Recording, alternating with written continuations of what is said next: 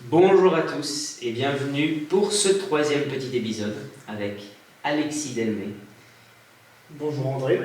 Bonjour Alexis. Comment vas-tu aujourd'hui? Ça va, je reviens d'une belle balade dans le Bol-Lozelle, on profite qu'il fasse beau et après, j'espère que ça va continuer pour pouvoir aller faire du sport. Je pense qu'on en parlera à un moment ou à un autre. Excellent, excellent. Le petit bouquin ne trompe pas, c'est ça? Même pas. Ah, excellent. Du coup, je vais t'inviter à boire une petite gorgée avec moi parce que c'est le respect de la tradition de l'émission. Santé. Santé à toi. Petit Porto de 10 ans d'âge.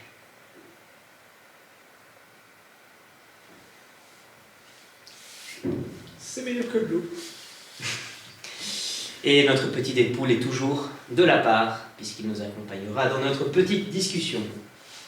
Alors, ceux qui ne savent pas encore comment ça marche, cette petite discussion avec mes potes qui viennent de plusieurs horizons, tant professionnels que différents de par leurs projets, leurs hobbies, etc., etc., a surtout pour but de laisser une petite empreinte, que ce soit pour des jeunes adultes ou pour des jeunes tout court qui arrivent sur la toile des réseaux sociaux, et notamment sur YouTube, et qui cherchent à s'intéresser à des sujets qui soient plus ou moins arides, plus ou moins personnels, plus ou moins d'actualité, mais surtout, le but est d'essayer de laisser un petit message qui puisse, de 1, leur parler, de 2, les obliger à se mettre en mouvement, et de 3, à faire en sorte à ce qu'eux aussi deviennent des acteurs de changement au sein de la société dans laquelle ils se trouvent, évidemment. Donc, ton nom on le connaît, mais qui es-tu? Que fais-tu? Alors moi c'est Alexis, je suis toujours dans la vingtaine pour une trentaine de mois, donc on en profite encore actuellement. Je suis originaire de Charleroi, qui est la plus belle ville du Hainaut et qui devrait être le véritable chef-lieu, la capitale de la Wallonie.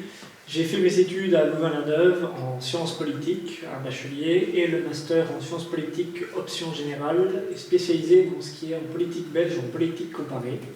Maintenant, je suis resté dans le Brabant wallon, mais je suis à Villers-la-Ville, donc à égale distance entre Louvain et Charleroi, mes deux plus grands amours. Et désormais, depuis que j'ai fini mes études, je travaille comme assistant parlementaire à la Chambre des représentants. Donc pour les auditeurs qui ne sont pas belges, la Belgique c'est un État fédéral, donc on a un gouvernement fédéral et pour les régions, donc, comme les USA ou l'Allemagne, sans entrer dans trop de détails. Et c'est le Parlement qui représente en gros l'entièreté de la Belgique, tant francophone que néerlandophone, ou nos amis bilingues de la région bruxelloise. Et les germanophones qu'on oublie aussi. Mais qui sont là? Déjà, c'est un CV extrêmement complet et on peut tout de suite se poser la question, puisque tu en parles de manière assez détaillée et même très précise, la politique, sachant que c'est ta formation.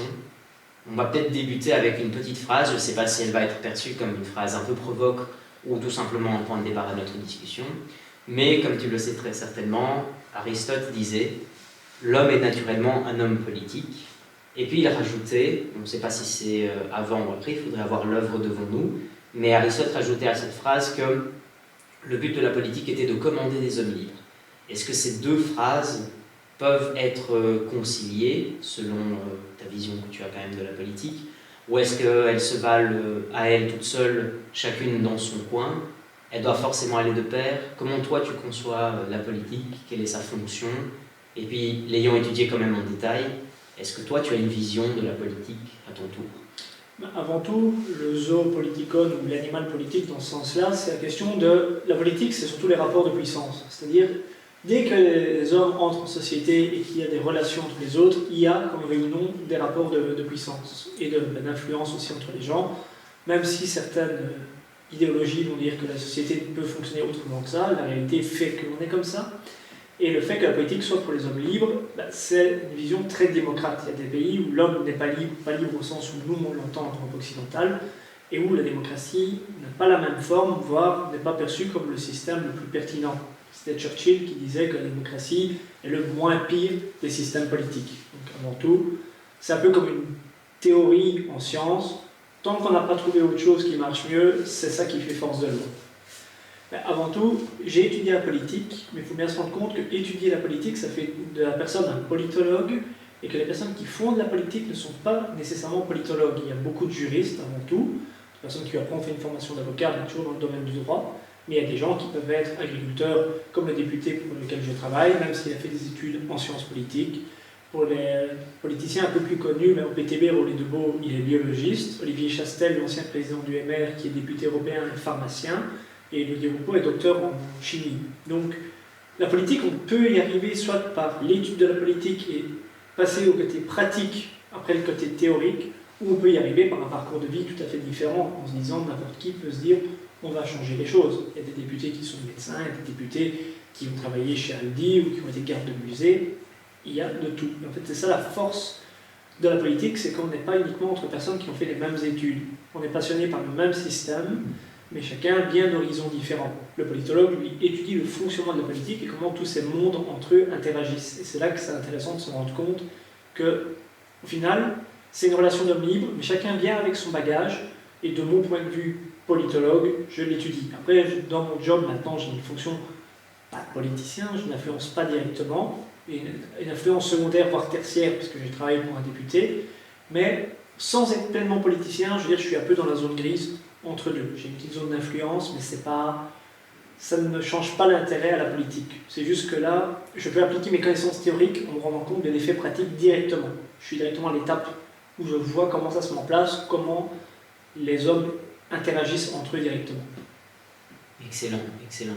Merci beaucoup pour une réponse très claire, détaillée et surtout pragmatique, puisqu'en fin de compte, tu soulignes à quel point la politique est efficace, elle est pratique, et puis qu'elle se régit par un jeu de pouvoir et les tensions.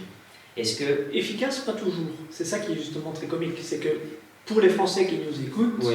À part maintenant, vous vous êtes rendu compte grâce à votre Assemblée nationale avec l'absence d'une majorité, c'est qu'en Belgique, on adore créer un consensus et avoir des gouvernements de coalition. Donc la politique n'est pas toujours efficace. On doit essayer de trouver le plus petit dénominateur commun et chacun doit mettre de l'eau dans son vin. Et parfois, les décisions politiques sont inefficaces ou sont à côté de la plaque. Mais le but, c'est d'éviter ça. Oui. Ce que je voulais dire, petite nuance par efficace, c'était surtout dans ta définition et dans tes propos qui, eux, relèvent de cette efficacité à l'explication de la définition et surtout de la pratique de la politique. Est-ce que ces tensions, parce que tu parles quand même des jeux de pouvoir qui, eux, sont inévitables, on le sait parce qu'il y a des interactions humaines, or, à partir du moment où il y a interaction, il y a tension, où il y a tension, il y a divergence ou convergence d'intérêts. Est-ce que la politique est un lieu de tension par nature, comme tu viens de dire, et s'ajoute après les égos des hommes politiques, des égos, pardon, des hommes politiques, ou est-ce qu'ils sont déjà là par nature?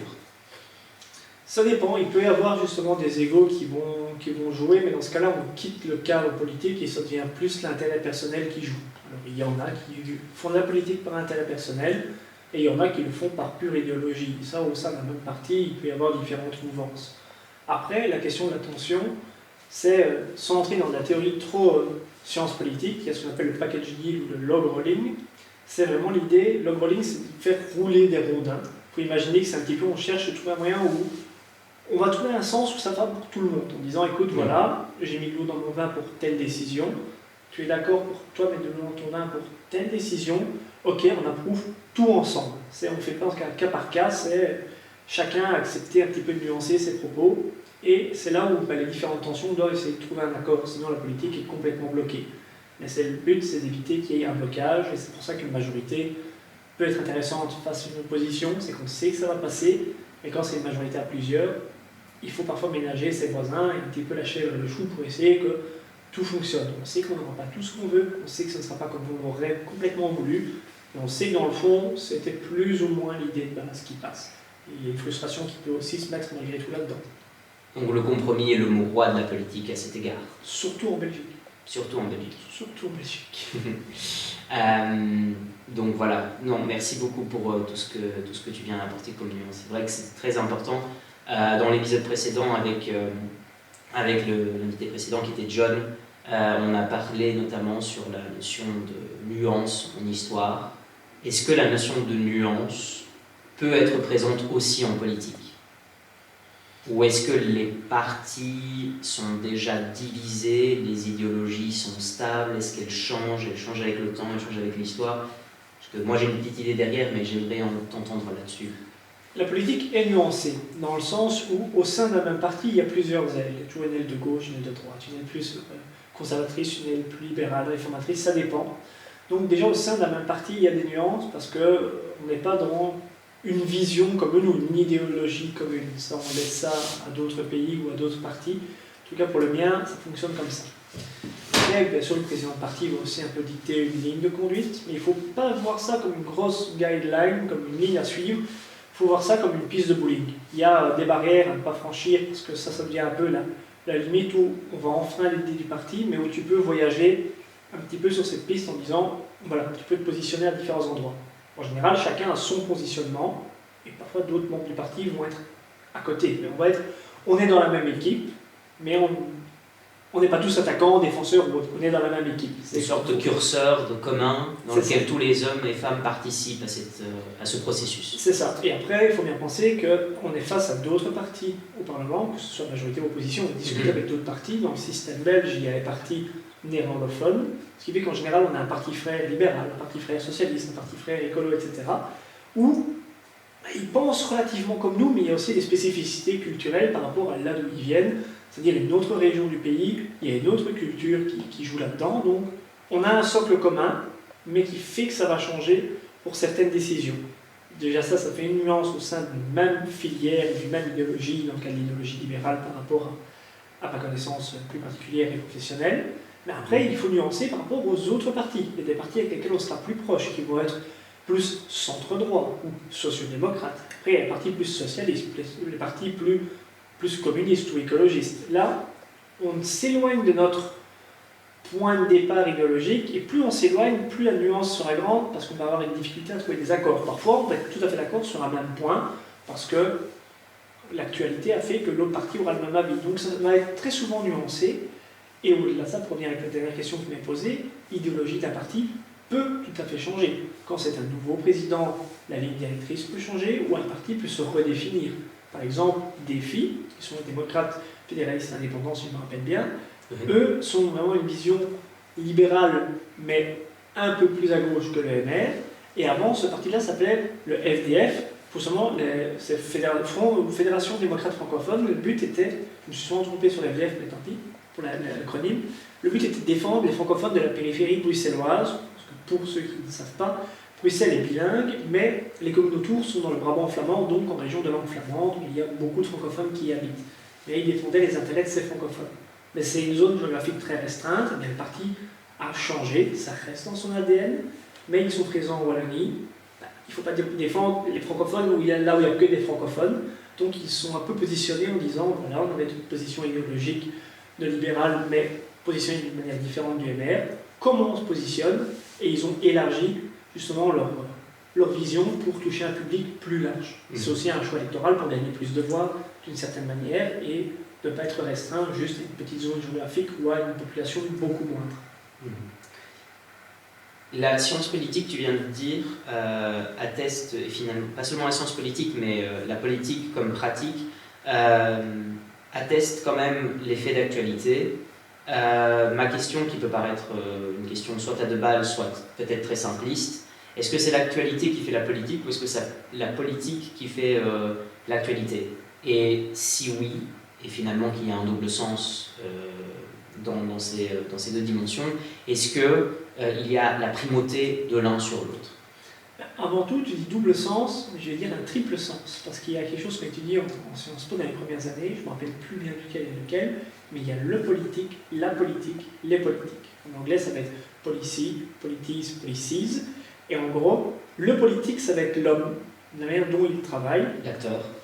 La politique, c'est la décision en elle-même, et plutôt la science, plutôt la manière dont on fait l'action, et les politiques, c'est les décisions. Donc c'est le même mot peut avoir un triple sens selon la manière dont on les termine. Les Anglais ont 3 mots différents. La langue française, qui a 5 mots pour la même chose, ici a utilisé le même, mais au final, on a rassemblé tout ça pour en faire un immense concept. Et au-delà de ça, donc la question de l'actualité et de la politique, ça dépend. S'il y a un événement majeur, ça va influencer la politique. Par exemple, dans l'actualité pour nous, au moment où vous écoutez ça, je ne sais pas si ça a changé, mais il y a le changement chez Deleuze pour le passage en franchisé. Ça a été un changement tellement énorme d'un point de vue politique que certains partis s'en sont emparés. Ce qui fait que les partis de gauche n'ont pas la même vision que les partis de droite. Les partis de gauche vont défendre l'emploi d'une certaine manière. À droite, on va justement défendre le système de franchisé parce que ça en fait des indépendants. On défend l'emploi aussi. Il ne faut pas commencer à dire qu'on est contre, ce serait complètement contre-productif et idiot, mais on n'a pas la même vision sur le même sujet. Mais ça, c'est comment l'actualité influence la politique. Mais il faut bien penser que dans notre cas où un gouvernement, où on a des partis de gauche et de droite, ça influence les décisions au sein du gouvernement parce qu'il y a des tensions qui vont se créer, il y a des tensions entre les différents groupes parlementaires aussi, et donc on peut interpeller le ministre pour parler de cette réalité. Et au-delà de ça, certaines décisions politiques, donc vraiment les politiques, à ce niveau-là, peuvent changer l'actualité. Si on interdit un secteur, par exemple, qu'on veut supprimer le nucléaire, ça va affecter l'emploi, ça va affecter la production, les structures, la production d'énergie d'une autre manière, même quelque part les finances au niveau des différentes taxations de l'énergie, ça va affecter les structures comme les distributeurs de réseau, ceux qui s'occupent des lignes à haute tension, ça va affecter plein de systèmes différents, même des affaires étrangères ou l'économie extérieure si on doit acheter de l'énergie. Donc ça peut aussi impacter. Mais là, c'était un bel exemple parce qu'on a décidé en 2003 d'arrêter le nucléaire. Et en Belgique, ça prend du temps. On devait commencer à démonter les centrales nucléaires. L'EMR s'est positionné pour la prolongation des réacteurs les plus récents. Et au final, l'actualité a fait qu'avec le conflit en Ukraine et la hausse du prix d'énergie, on s'est positionné pour encore insister en disant qu'il faut garder le nucléaire. Bien que la décision avait été prise avant dans le gouvernement, l'EMR ne développe pas non plus. Mais on a dit aux écolos, il nous faut le nucléaire. Et force est de constater que, oui, il fallait garder le nucléaire. Et l'actualité a fait qu'on a prolongé désormais ces réacteurs. Donc on est vraiment passé de actualité, politique, actualité, et les uns alimentent les autres dans ce cas-ci, mais pas toujours. Mais au-delà de ça, même les pures nuances, et j'aime bien en rigoler, écolo qui est contre les énergies nucléaires, on avait parlé de faire une centrale au gaz dans la région de Bruxelles. Faire une centrale au gaz, je ne pense pas que ce soit une solution incroyable au niveau des rejets de CO2.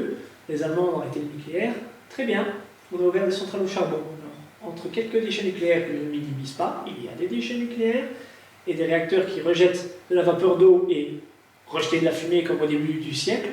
Je pense qu'il y a une solution qui est meilleure que l'autre.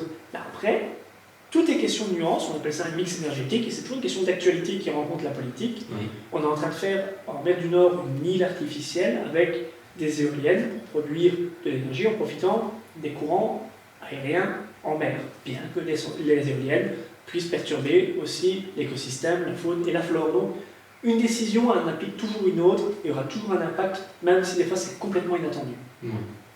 Donc, si je comprends bien, et même si, voilà, je connais un petit peu la réponse à cette question, mais je préfère la nuancer justement, parce qu'on est quand même, on a le but d'essayer de rendre nos propos les plus clairs possibles et les plus accessibles possibles.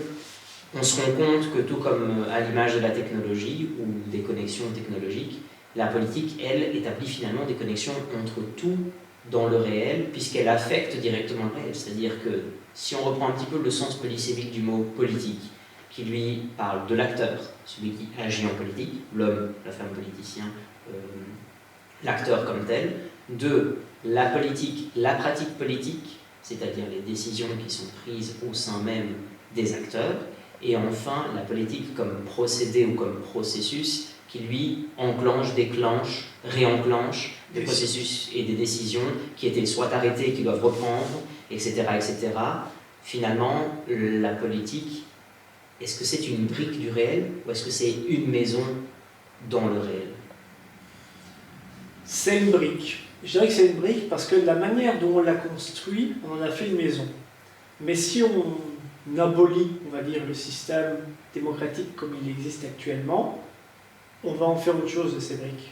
Si on supprime les parlements, si on supprime les cabinets ministériels, si on supprime les dirigeants, les gens vont se retrouver livrés à eux-mêmes, et on peut dire, dans le sens, sans soit péjoratif, un système anarchique, mais ça peut être une anarchie qui va s'organiser de manière un peu comme une main invisible à un moment ou à un autre, et des relations vont de nouveau se créer entre les gens. Il y aura de nouveau une relation politique qui va se créer. La politique, certains partis utilisent ça, je suis d'accord mais pas d'accord dans le sens, c'est tout est politique.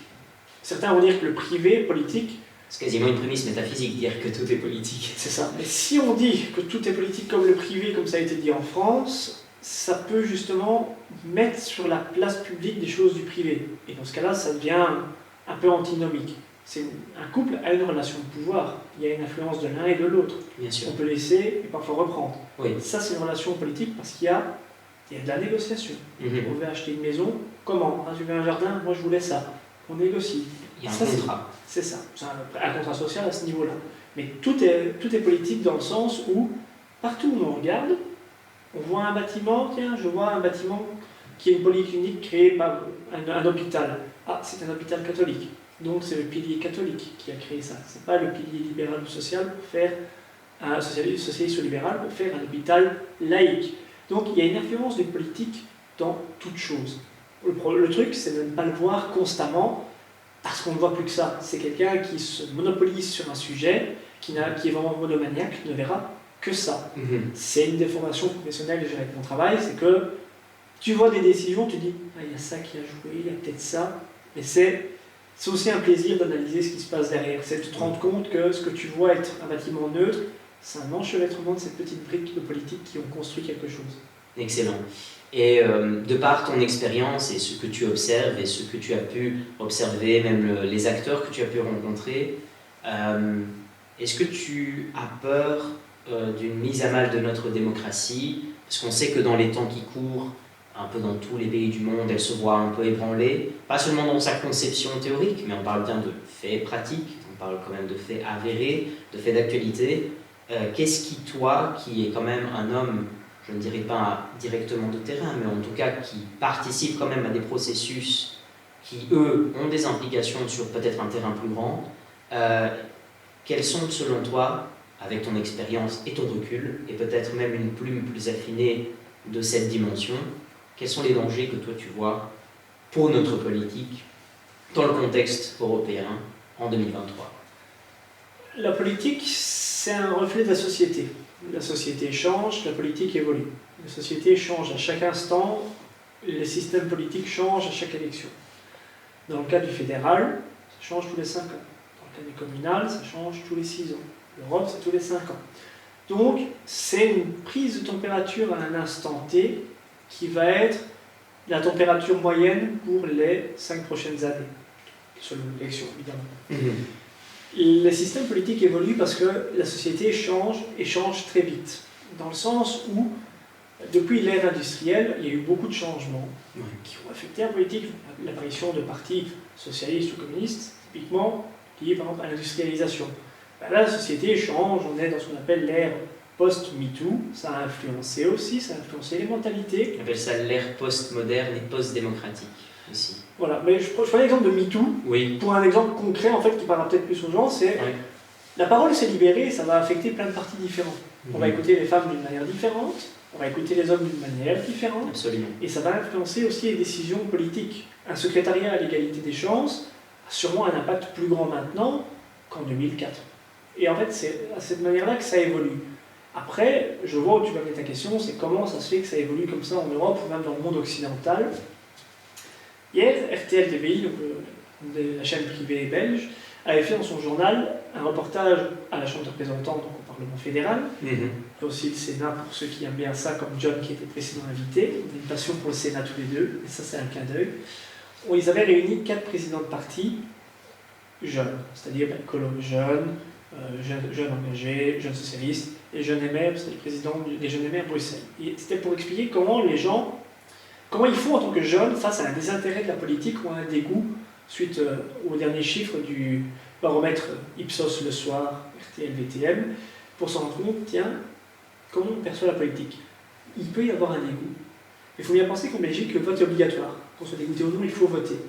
Après, je suis partisan du vote obligatoire parce que ça force les gens à s'intéresser avant de voter. Les gens voteront sans s'y être intéressés, mais ça donne une légitimité plutôt que de ne pas aller voter et après manifester et se plaindre alors que c'était déjà dans le programme et que la décision revenait à vous. Mais ça, ce serait juste tirer sur les Français par pur plaisir. Mais au-delà de ça, donc, il y a des changements parce que les gens ne perçoivent plus la politique de la même manière. Est-ce que la politique doit rester un métier? Est-ce que la politique est une passion? Est-ce qu'il y a une volonté d'aider ses concitoyens? Est-ce qu'il y a une volonté d'aider une partie de ses concitoyens? Est-ce qu'il y a une volonté de faire cramer le système? Parce que ça existe aussi. Est-ce qu'il y a une volonté de faire exploser le pays? Pour ceux qui ne sont pas belges, on a ça aussi en Belgique. Donc, absolument. Ça évolue. Et en fait, la société évolue tellement que certains repères sont tellement vite changés, voire pour certains bafoués, qu'il peut y avoir une prise d'intérêt un petit peu aux armes. On va en politique pour défendre nos idées, et d'autres vont le faire mais pour tirer la couverture vers une autre direction. Donc, ça évolue. Et parfois, dans certains pays, on ne s'attendait pas à ce que ça évolue comme ça. Oui. Je veux dire, on connaît la démocratie aux USA. Quand on voit le Capitole qui ont envahi à la fin de l'ère Trump, on se dit, oula, enfin, c'était Joe Biden. Bref, j'ai un petit doute. On se dit, comment on en est arrivé là? Comment ça se fait que certains pays d'Europe de l'Est sont devenus complètement extrême droite alors qu'ils ont un passé quand même assez douloureux et sont aussi restrictifs avec des migrants? Mais quelle politique mettre aussi avec eux? Donc c'est aussi une confrontation de réalité, de changement idéologique et parfois de, si on ne vote pas, ben, certaines personnes plus politisées ou plus enclins à voter pour d'autres partis ont voté. Ouais. Donc s'intéresser, c'est peut-être pas non plus le pire des sujets, même si je peux comprendre que j'ai pas envie de s'intéresser à la politique, bien sûr, parfois c'est décevant. Toujours dans ce que tu viens de dire, s'intéresser à la politique n'est pas toujours évident parce que ça peut être décevant. Qu'est-ce que tu répondrais à la personne lambda qui serait capable de dire oui mais les politiciens, moi j'en ai rien à foutre, de toute façon c'est que des méchants, c'est que des trous de cul, etc. Sachant que, je prends ici évidemment l'exemple d'un quidam qui n'est pas lettré ou qui, voilà, vous voyez bien le type de personnage en question qui est à la limite caricatural, mais qui serait capable de s'adresser comme ça à quelqu'un et qui, lui, pour le coup, ne s'intéresse pas du tout à la politique, n'a pas l'idée de quels sont les repères politiques, ne s'est jamais intéressé, ne s'y intéressera jamais, mais sera le premier à critiquer la politique. Sachant maintenant ce que tu as évoqué, qui est connu, c'est juste qu'il n'y a peut-être pas eu cet éveil ou cet intérêt, mais sachant que les choses évoluent aussi tellement progressivement, jusque quand et jusqu'à quel degré peut-on en vouloir à ceux qui protestent contre la politique et qui disent que ce sont des hypocrites, etc., etc. Sachons dès le départ, comme on a dit dans notre définition de la politique, et celle qui est assise par des spécialistes qui savent beaucoup mieux de quoi ils parlent, que la politique joue par nature d'une relation de pouvoir et que c'est sur cette relation de pouvoir qu'est né aussi le contrat social. Le quidam lettré, ou pas lettré, enfin, j'aime pas utiliser ce terme-là, je dirais le quidam sensibilisé ou insensible à la politique aura un avis, d'une certaine manière. Après, le problème, et c'est ce qu'il expliquait, il y a justement le journal de RTL, TVI, c'est que la politique paraît à des années-lumière du citoyen. Et ça, je suis d'accord que c'est un problème où le citoyen ne se reconnaît pas dans le politique qu'il a élu, et il faudrait justement les rapprocher. Après, il y a des mouvements militants qui veulent jouer à ça, pourquoi pas, mais je pense que l'homme politique en lui-même doit être plus proche du citoyen. Ça, c'est une chose importante. Et on peut avoir un avis sur la politique, mais il y a une différence entre ce qu'on entend, ce qu'on voit et la réalité. Et je vais prêcher pour ma chapelle, forcément, parce que j'ai la chance de voir ce qui se passe. Il y a encore 2 semaines, et la semaine passée aussi, j'avais des stagiaires de Réto. Et ils avaient l'image de comment ça se passe le Parlement, ce qu'on voit à la TV. Je dis, écoute, c'est très simple. Des fois, tu as l'impression que le Parlement est libre parce que tu vois quasiment personne dedans. En fait, non. Je t'explique pourquoi. Tiens, oui, mais telle personne, il parle bien. Oui, mais en fait, non. Je t'explique pourquoi. Par exemple, c'était un représentant d'un parti d'extrême gauche très populaire, très... comment dire, pas extrême gauche, si, de gauche, mais qui a un côté très tribun de la plèbe. Et il parle très bien. Quand on regarde ces vidéos sur Internet, sur Raoul Debout, pour ceux qui cherchent, ce sera très simple. Raoul Debout est incroyable quand on le voit sur Internet. C'est regardez, il a mouché les politiciens, il a mouché le ministre, il est trop fort. Vous allez sur le site de la chambre.be et sur l'onglet de droite, il y a écrit vidéo réunion et vous allez revoir en streaming ou en temps réel aussi toutes les commissions non, à part les commissions huis clos, et les séances plénières. Vous pourrez revoir la différence de l'extrait entre la réalité de ce qu'on a publié sur Internet via la magie du montage. La magie du cinéma a ça qu'il a mouché les politiques. En fait, non, il est arrivé avec une thématique qui est de l'ingérence où le gouvernement belge n'a pas à se positionner parce que ça regardait la réforme des retraites en France et qu'on n'a rien à dire par rapport à ça. Il se fait tourner en dérision, le Parlement le chahute parce que sa question n'a aucun sens. Il vient dire comme par hasard on n'attaque pas Macron, et c'est marrant, en général il parle en français et en néerlandais pour jouer le côté très national, mais là il parle qu'en français parce que c'est chouette de pouvoir exporter les vidéos en France dans ces cas-là. Et il se fait tourner en ridicule, mais au fin mot de l'histoire, il a raison, parce qu'on ne fait rien contre ça, parce qu'on ne peut rien faire. Légalement on ne peut rien faire, on ne va pas commencer à dire à la France, c'est mal ce que vous faites. On pourrait le dire, mais ça ne changerait rien. La vidéo est retournée, remontée, et ils s'applaudissent tous comme à l'école des femmes. J'ai bientôt 30 ans, oui, je cite l'école des femmes. Et en fait, on se rend compte qu'en mettant une musique en fond, on n'entend pas les chahuts, et si c'est bien tourné, regardez, le ministre n'a pas pu répondre. Oui, il n'y avait rien à répondre. Donc, ça dépend, là, si on essaie de toucher le citoyen, mais on lui ment. Après, chaque parti Moi j'appelle ça com, c'est de la com, c'est du marketing. On joue à ça, c'est normal. C'est le jeu. Il y a une manière de le faire, c'est pour certains, limite, c'est du mensonge, c'est pas du mensonge. L'exemple que j'avais pris aussi, c'était le Parlement qui est vide. En fait, c'est très simple. Le fonctionnement du Parlement belge, c'est d'abord, on pose des questions d'actualité au ministre et X députés de chaque groupe posent des questions.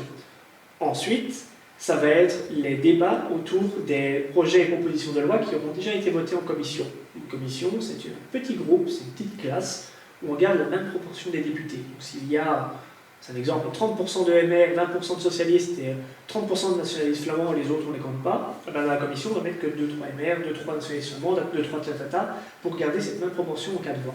Eh bien la discussion, les commissions sont réparties en différentes compétences fédérales. Par exemple, mobilité. Tiens, on va changer, c'est un exemple que j'invente, mais on va changer les règles de chemin de fer.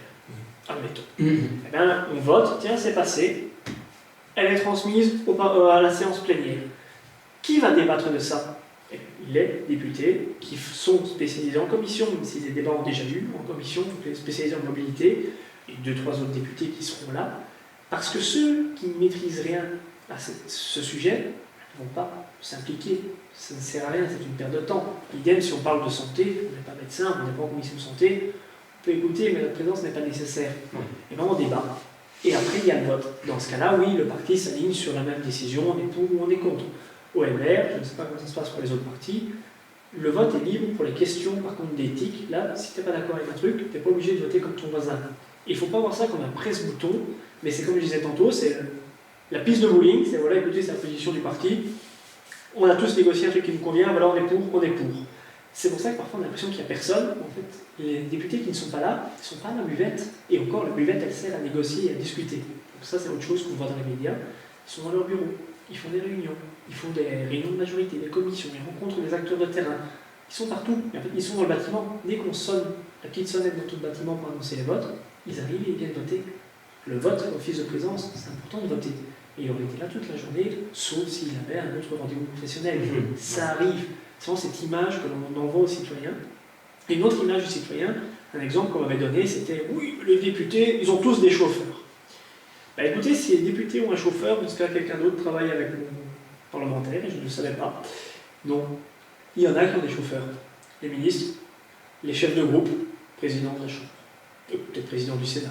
Les autres députés, ils ont un assistant au fédéral, ou 2 mi-temps, c'est tout. Donc il y a une image de ce qu'on envoie aux citoyens, et c'est pour ça que les fois les citoyens disent « je m'en fous de la politique, c'est des corrompus, ils foutent rien, ils travaillent énormément. Certains plus que d'autres, certains travaillent beaucoup, d'autres sont des presse-boutons, ils n'ont rien à foutre. Ça arrive. Il y en a partout. On ne se rend pas compte à quel point certains travaillent. Après je vais arrêter, cette question est longue, mais la réponse est longue.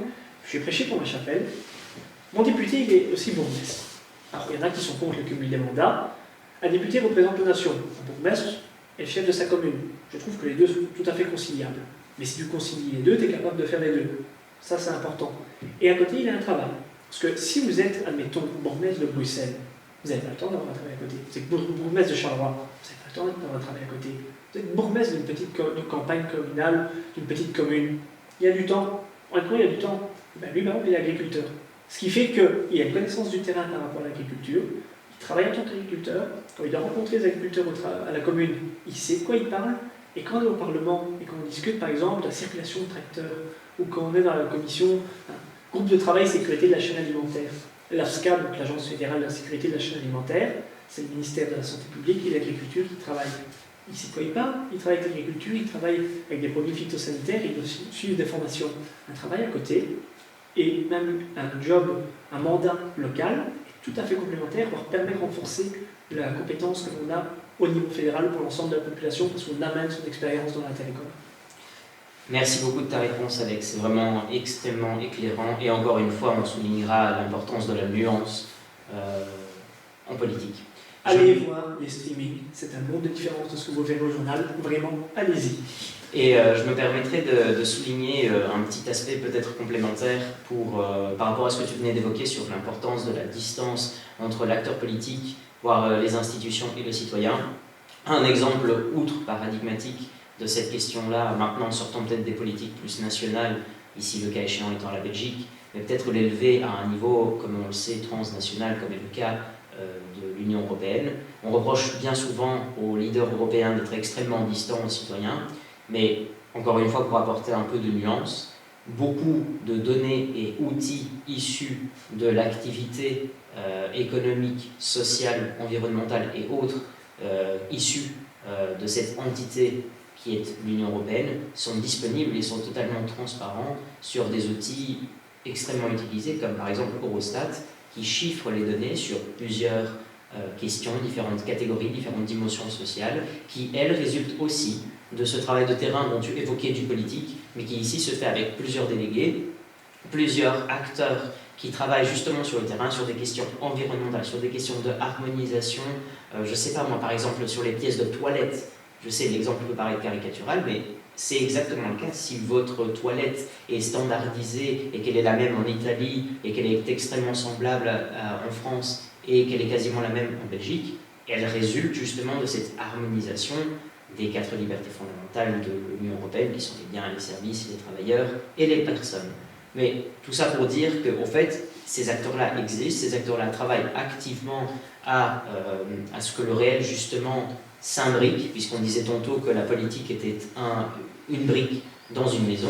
Eh bien, ici, on voit à quel point est-ce que même si les membres ou les acteurs peuvent paraître dissipés dans leurs fonctions, au fait, ils finissent quand même par contribuer, chacun avec leur brique, à un réel qui soit beaucoup plus fonctionnel, puisque le but de la politique est qu'elle fonctionne.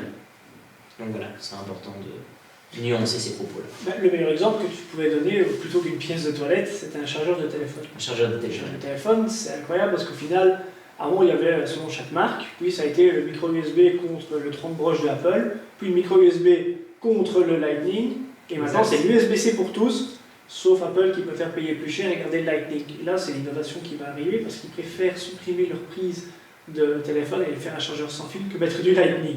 Mais ça, c'est une réalité de comment l'Europe peut être une coupole qui agit pour tous en disant écoutez, c'est mieux pour le marché commun qu'on fasse ça. Mais l'Europe,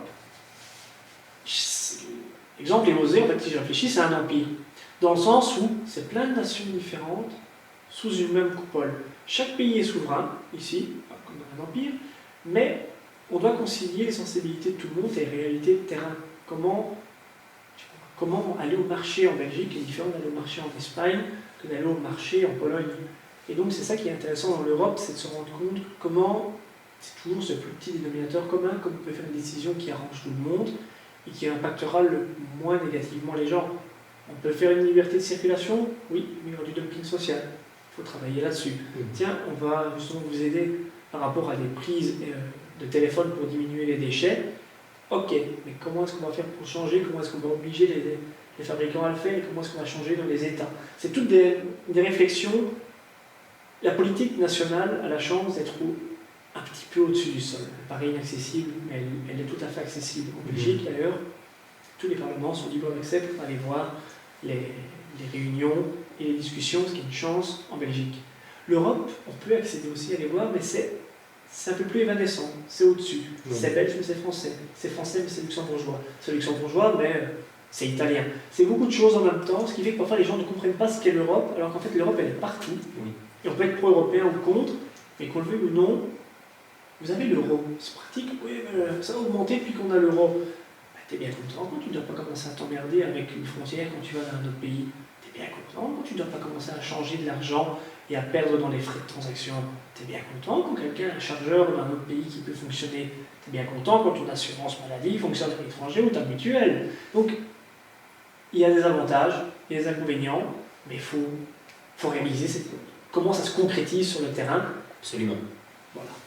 Et même pour compléter, ici je vais citer Paul Magnette, même si je n'ai aucune affiliation politique particulière. C'est quand même un très bon spécialiste de l'Union européenne. Mais c'est un très grand spécialiste, et je le cite ici dans son livre Le régime politique européen, qu'il a écrit de manière extrêmement détaillée là-dessus. Il notait cette relation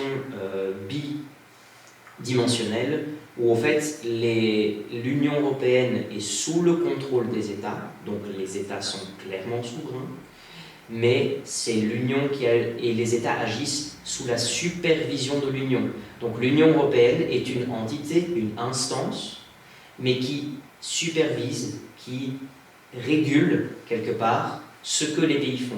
Et donc ça rejoint exactement ce que tu disais. Tu es bien content de quand tu arrives en Italie avoir les mêmes prises et pouvoir avoir la chance de charger ton téléphone beaucoup plus facilement. C'est une délégation de pouvoir en fait. Je vais prendre un exemple qui n'a rien à voir, mais pour concrétiser un petit peu. C'est ma voiture, c'est la voiture de l'État, donc l'État a une voiture. Écoute l'Europe, je te prête mes clés. C'est-à-dire que c'est toi qui vas l'utiliser, mais s'il faut, je me casse et tu me rends mes clés. Donc je te fais confiance, on te fait tous confiance, tu prends une décision conjointe comme nous tous, on aura tous notre petit mot à dire, c'est on te prête une compétence. On ne l'abandonne pas. C'est ce qui est très important, c'est de la garder à ce niveau-là. Excellent. Une question maintenant, peut-être, je ne sais pas si elle peut être épineuse ou pas, c'est à toi de voir, libre à toi aussi d'y répondre ou pas. À l'heure actuelle, l'Europe traverse une crise.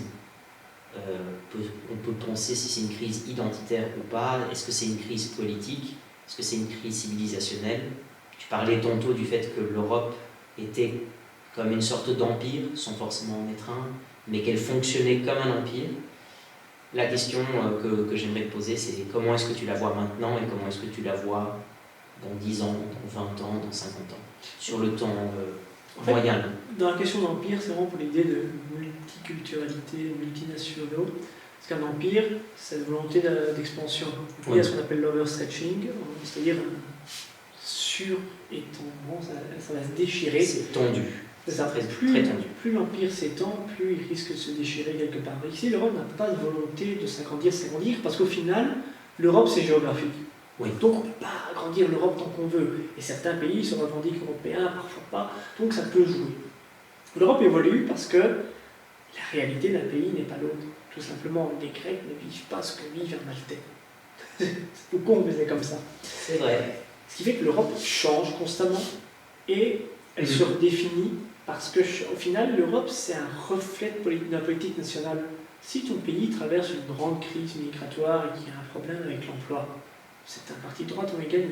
Ça peut être parfois des partis de gauche pour une défense de l'emploi d'une autre manière, ou des partis écolos si on a vraiment une volonté écolo, on a vécu une catastrophe naturelle. En général, quand on vote pour, mettons, le parti écolo au fédéral ou pour les communales, ça arrive qu'on vote facilement plus écolo pour l'Europe.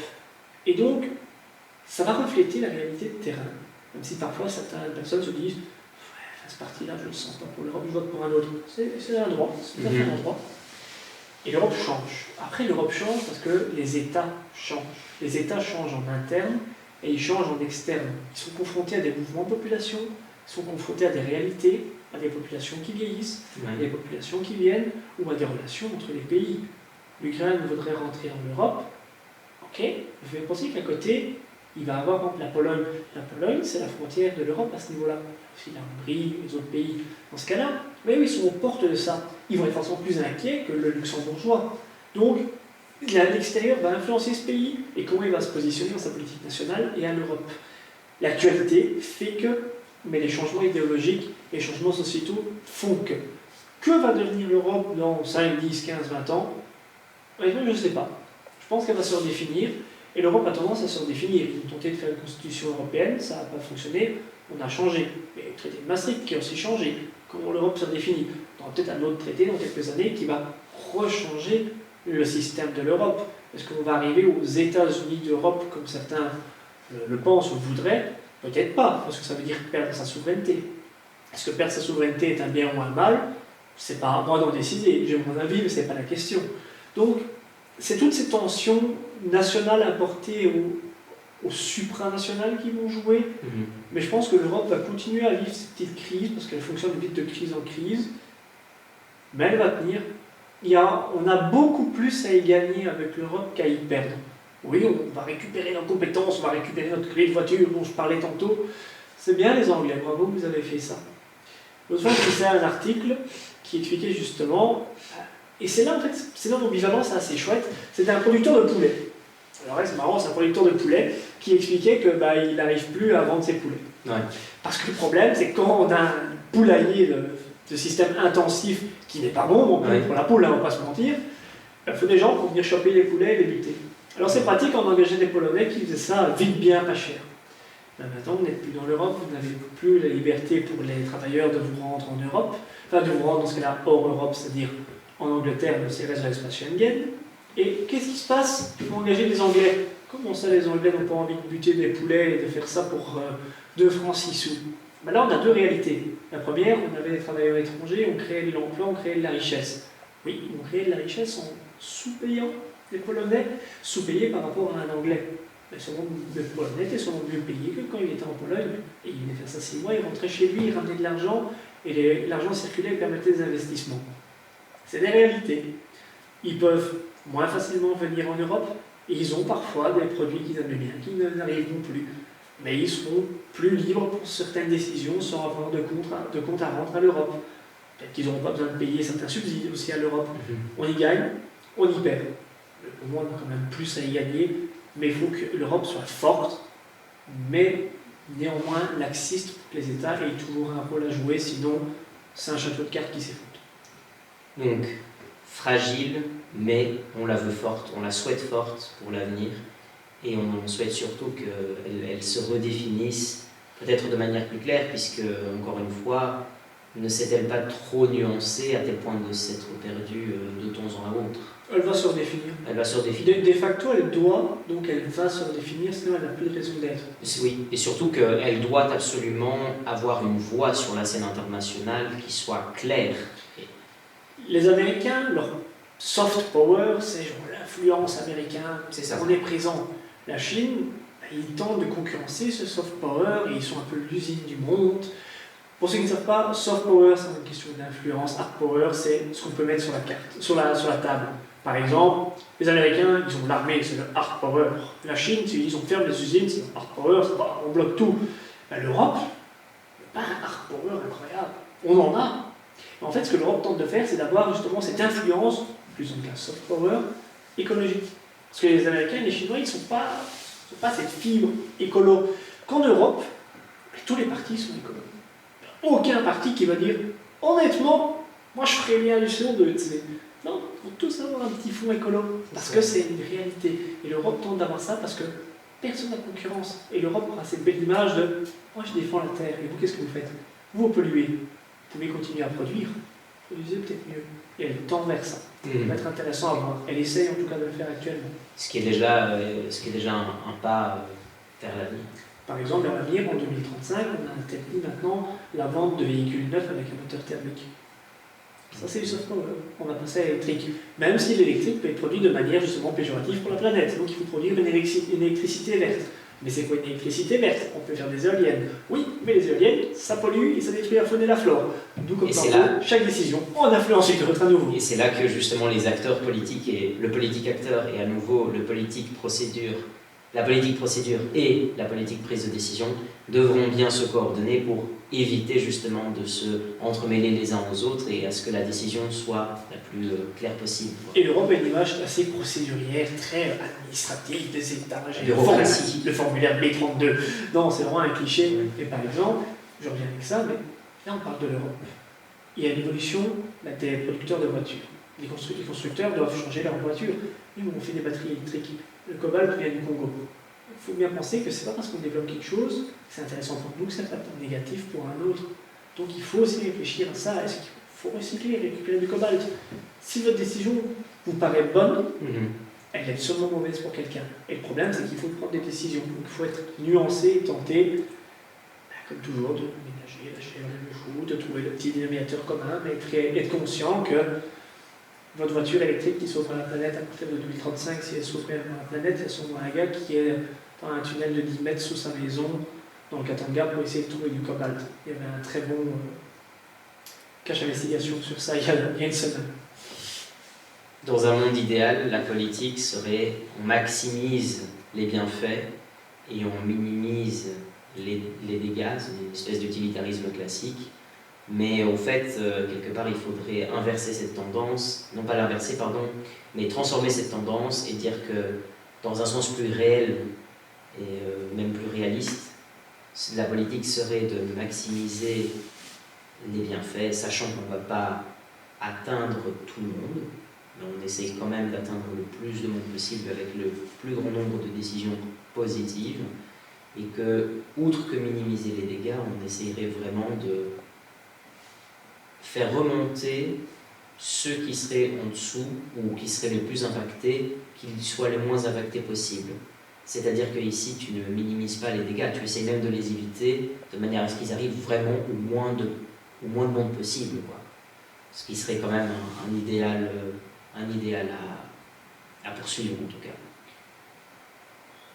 On va changer un petit peu de sujet et passer de la politique à une autre catégorie qui est le sport. Alors, je sais que tu es coureur dans tes temps libres, je sais que tu aimes bien faire du vélo, et j'allais te poser la question de quelle est la place qu'occupe le sport dans ta vie et quelle en est l'importance. Et la raison pour laquelle je pose cette question, c'est que de ma part de la pratique sportive, donc je pratique, outre que la course, aussi dans mes temps libres, la pratique de la musculation, l'entraînement fonctionnel, etc.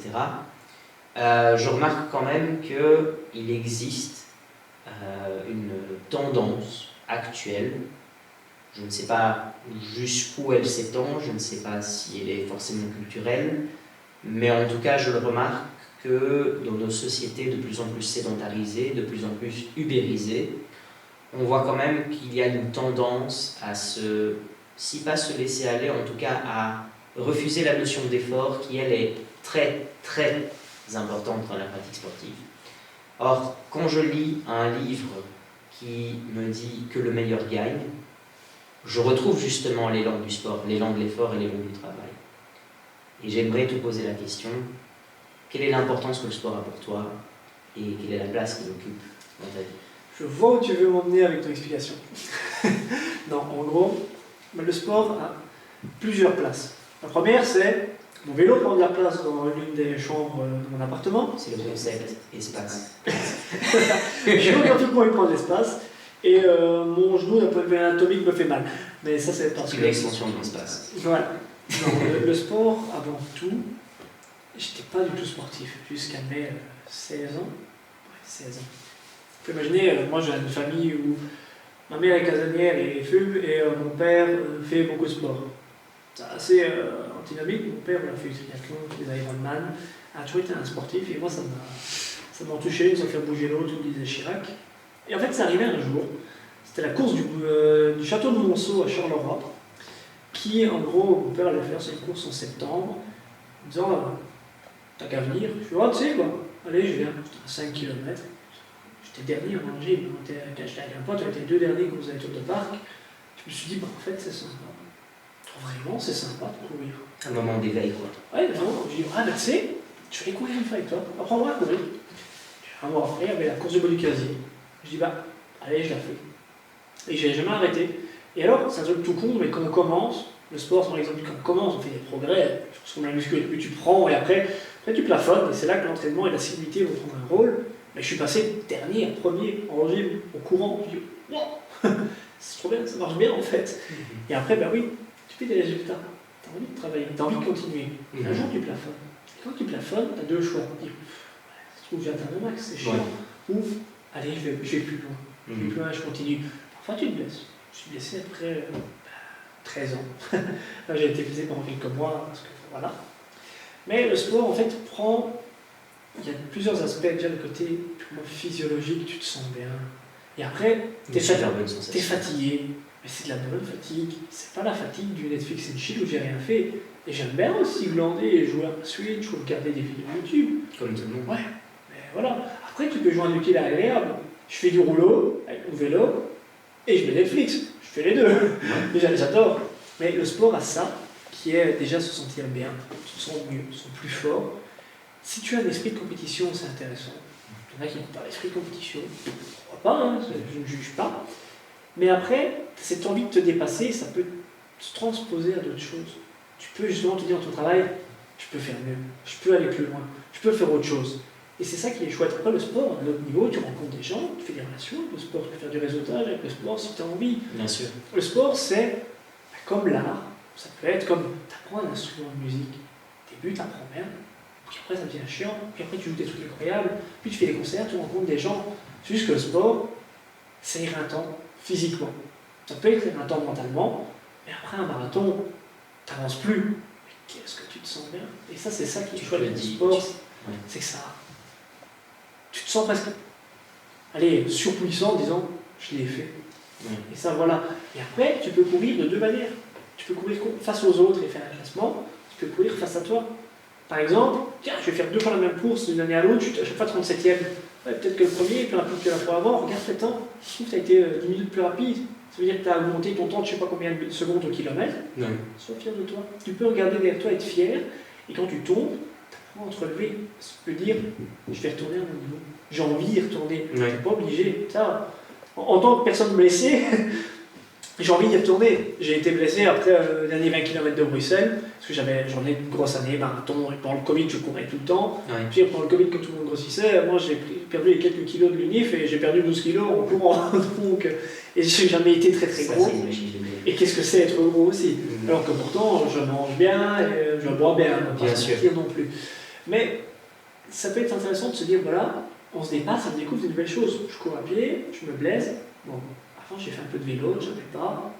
J'ai envie d'en refaire. J'en ai refait, j'ai adoré, j'ai acheté un vélo. Quand j'ai le temps, je vais nager. On varie les sports, on varie les sensations. Bien sûr. On change les groupes musculaires qui travaillent. Et chaque fois, on s'auto-alimente. Des bons courses à pied, on fait du cardio, des bons vélo, des bonnes natation. La technique en natation, ça n'influence pas vraiment la technique en course à pied. Mais il y a une influence de l'un avec l'autre à chaque fois. Le système cardiovasculaire travaillera quand même. Oui, ou même les apprentissages techniques. Voilà. Mais le sport, non, à ça que, pour moi, pour mon fonctionnement, c'est le mieux pour apprendre à se dépasser. Totalement d'accord. Donc tu souscris, je suppose, à la maxime olympique, plus haut, plus fort, plus rapide, plus long. C'est ça, et après quand tu cours, tu as 2 trucs que tu peux faire. Tu peux réfléchir sans arrêt ou vider ton esprit. Et des fois tu penses sans arrêt. Tu as des idées qui vont rester constantes.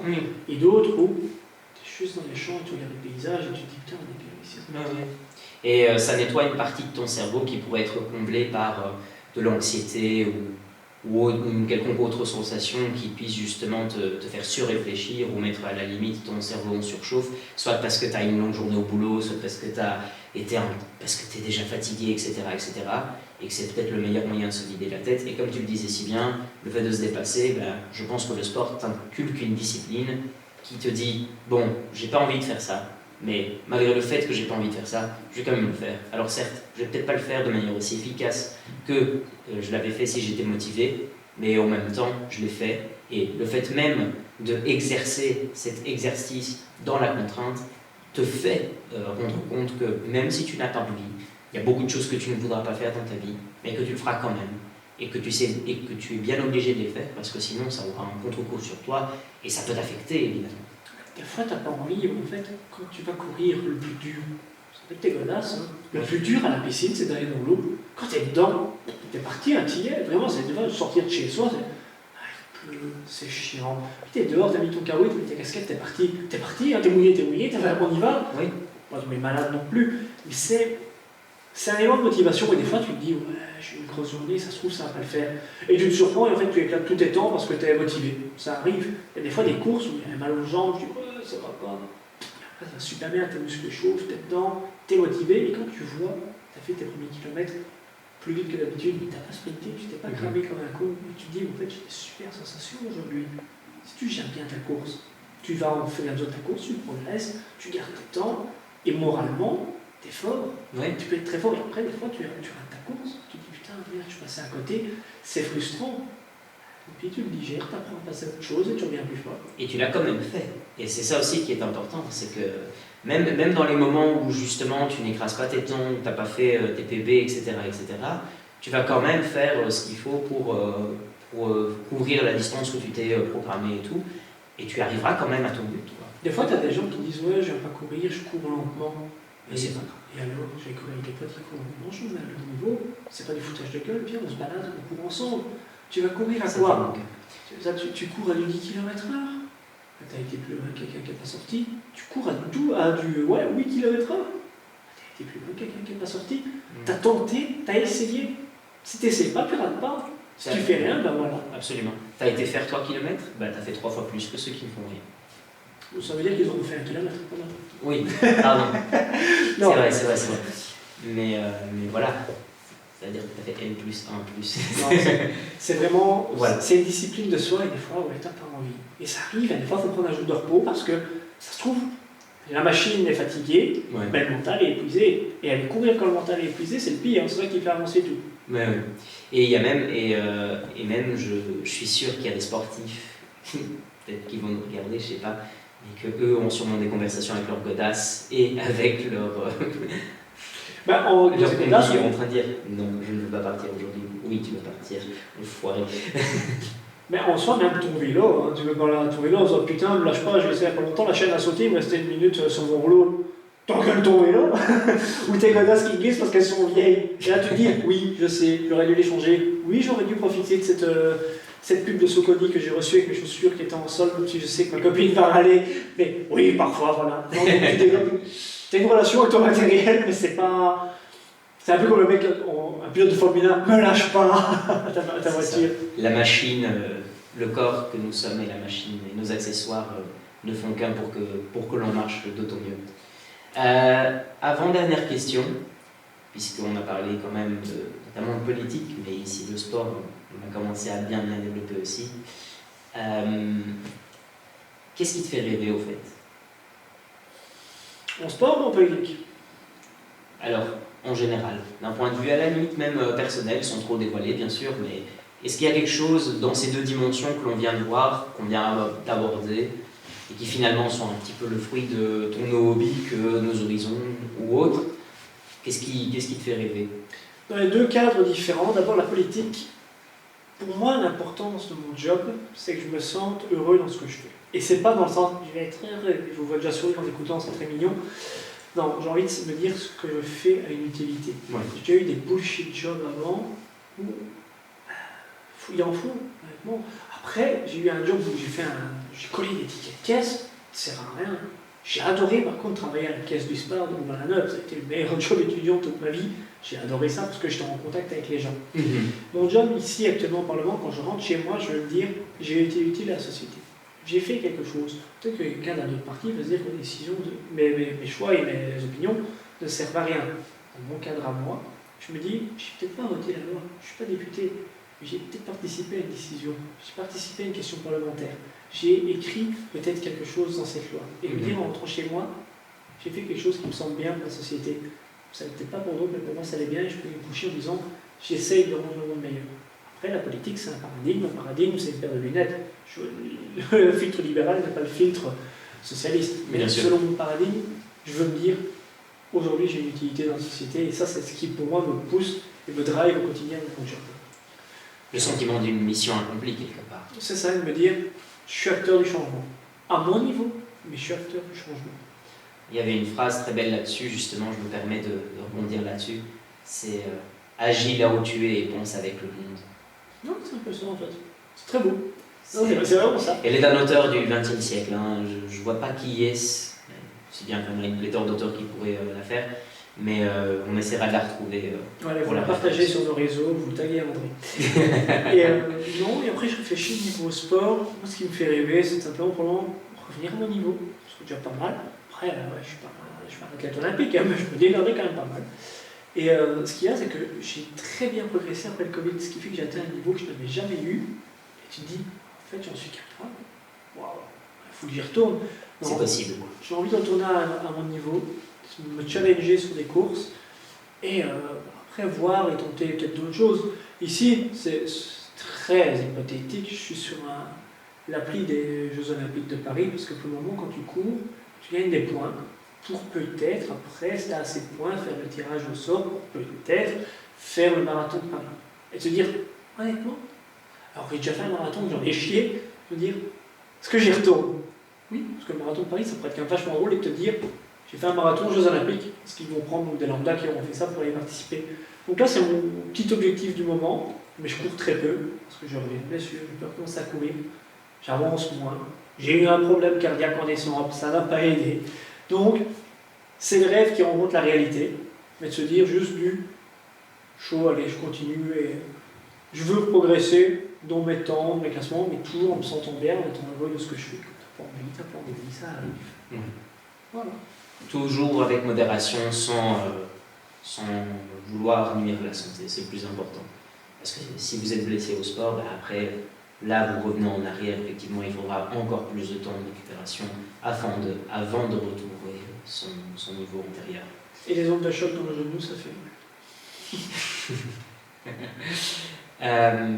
Dernière question, qui elle n'est pas vraiment une question, mais en fait c'est plus un plot twist ici du format que je propose, c'est que maintenant que tu as parlé tout le temps, tu as le droit de pouvoir me poser une question de ton choix, comme tu veux, avant que tu ne formules un petit conseil pour les jeunes générations. Mais donc la parole est à toi, c'est bon. Je suppose que tu ne sais pas qui a tué Kennedy, donc ça ne peut pas être utile pour avoir la réalité du terrain. Non, moi je me demande, c'est comment est-ce que tu vois l'évolution de ta vie personnelle à l'avenir. C'est-à-dire, comment est-ce que tu vois le pays dans lequel tu évolues, comment est-ce que tu vois ta carrière médiatique, ici dans le cas du podcast, ou même ta carrière professionnelle. C'est quoi tes aspirations? Et si tu devais te dire maintenant, je pense que mon futur c'est ça. Comment tu le vois toi, ton futur? En vrai, je ne m'attendais pas à une question pareille. Alors, je ne vais pas m'échapper à la question parce que ce sera un petit peu de la lâcheté intellectuelle. Et puis voilà, à la limite, quitte à être lâche, quitte à dire quelque chose qui ne vaudra peut-être pas grand-chose. Alors, à l'heure actuelle, d'un point de vue professionnel, j'ai une situation qui me va, qui est stable, qui, au passage, donc, je suis professeur de français, sachant que je suis de formation philosophique, ce qui, en lui tout seul, est un plot twist. En ce qui concerne donc cette partie-là, je m'y tiens bien, j'aime bien la pédagogie, j'aime bien le fait de transmettre et de partager des savoirs. Je ne suis pas du tout comme ces professeurs qui pensent que le savoir doit être une vocation ou que la transmission du savoir est liée à une vocation. Alors, grand bien cela leur face, ceux qui le pensent, et je leur souhaite tout le bonheur du monde, et je suis sûr qu'ils se sentent extrêmement accomplis dans leur pratique tant personnelle comme pédagogique. Et je suis sûr aussi que ce sont d'excellents professionnels et d'excellents professeurs, mais je n'adhère pas du tout à cette vision de vocation. Je pense que sa vocation, on la trouve tout au long de la vie, et que l'on n'est pas spécialement prédestiné à quelque chose, même si la détermination joue un rôle, il y a quand même une part de libre arbitre dans le bazar. En termes d'évolution du podcast, tout ça sont des grains de sable jetés un petit peu dans un désert. Donc si ça se trouve, je vais être comme un fou en train de parler dans le désert pour tout le monde et en même temps pour personne. Donc je souhaite quand même que ce podcast puisse arriver à un plus grand nombre d'audience et puis que ça puisse avoir quand même un retentissement important. Je dirais pas avec la prétention de laisser encore une fois un héritage ou un légat, mais je pense qu'à l'heure actuelle, le philosophe, surtout en 2023, avec tous les moyens technologiques dont on dispose, doit plus qu'avant et peut-être même plus que jamais utiliser justement les outils que le réel a mis à sa disposition pour faire passer ses messages, ses idées, toujours dans une logique de partage et jamais dans une logique d'imposition. C'est-à-dire que, en fait, il existe des vérités, il existe des faits, il existe des croyances et il existe des opinions. Et il est très important de faire la part de chacune de ces 4 dimensions quand on décide de se lancer dans un projet comme tel. Et c'est pour ça que certains sujets sont pris avec des pincettes, d'autres sont pris franco et que d'autres sont aussi travaillés à l'avance pour être sûr d'avoir un niveau d'exigence et d'exactitude qui se veut à la hauteur. Puisqu'il y a quelque part un gage de responsabilité, un gage de qualité lorsque je me suis lancé ce projet. Donc ça c'est pour le retentissement professionnel. En termes maintenant plus personnels, je ne sais pas s'il découle ou il est lié au podcast ou à ma profession, mais en tout cas j'aimerais pouvoir regarder en arrière d'ici une dizaine d'années ou une vingtaine d'années et dire « Ah oui, j'ai quand même essayé de faire quelque chose ». Je me suis donné la peine et les moyens et les outils d'accomplir cet ensemble de choses que je me suis proposé. Et si le tout aboutit à quelque chose de conséquent, si le tout aboutit à quelque chose de concret, et si les personnes que j'ai eu l'occasion de rencontrer et que j'aurai l'occasion de rencontrer, je l'espère, tout au long de ce processus, notamment toi bien sûr, mais que tout ça serve de leçon, que tout ça fasse en sorte que ça n'ait pas été pour rien. Voilà. Moi, c'est comme ça que je répondrai à la question. Je ne sais pas si ça y répond ou pas. C'est un mélange de tout ne tente rien, et au pire, je suis fier de ce que j'ai fait. Exactement. Tu disais tantôt, tu ne voulais pas parler dans le désert, tout seul, avec 3 grains de sable. En fait, si les personnes ne t'écoutent, au moins tu t'es écouté et tu as grandi en te parlant, en échangeant avec tes interlocuteurs. Disons que l'exercice ne pourra pas faire de mal, en tout cas. Voilà. Normalement, ça devrait aller. Ouais. Voilà. Dernière question qui n'est pas une question, c'est est-ce que tu aurais 3 livres à conseiller à ceux qui nous ont écoutés jusqu'ici?